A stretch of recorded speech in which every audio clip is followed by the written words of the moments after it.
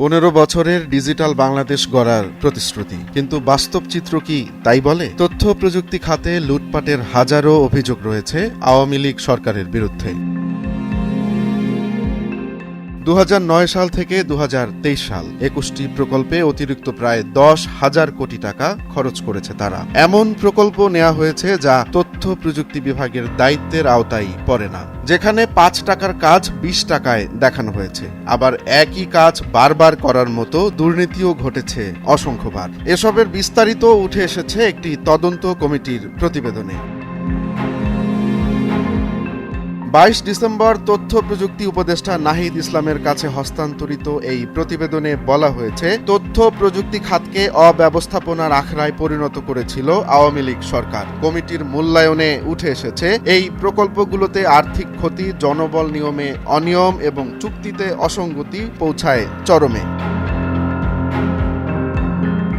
ডাক, টেলিযোগাযোগ ও তথ্য প্রযুক্তি উপদেষ্টা মোহাম্মদ নাহিদ ইসলাম জানিয়েছেন, তদন্তের সুপারিশগুলো আমলে নিয়ে 100 দিনের কার্যক্রম অন্তর্ভুক্ত করা হয়েছে। তিনি আরও বলেন, তথ্য প্রযুক্তি খাতকে লুটপাটের হাত থেকে মুক্ত করতে আমরা বদ্ধপরিকর। দেশের ডিজিটাল ইকোনমির ক্ষতি আমরা আর হতে দেব না।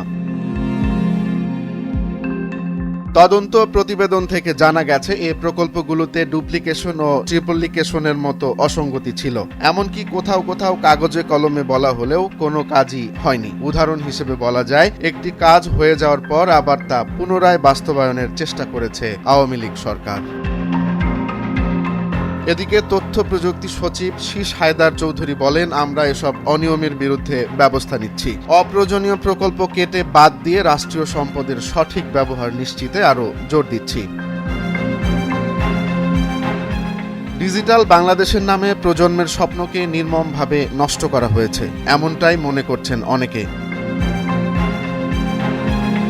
এদিকে তদন্তে পাওয়া তথ্যগুলোকে সুনির্দিষ্ট কর্মপদ্ধতিতে কাজে লাগানো হলে 7,000 কোটি টাকা পর্যন্ত সাশ্রয় করা সম্ভব বলে মনে করছেন বিশেষজ্ঞরা। তবে প্রশ্ন থেকে যায়, এই তদন্ত প্রতিবেদন কি শেষমেশ আলোর মুখ দেখবে, নাকি আবারও ফাইলবন্দি হয়ে পড়বে?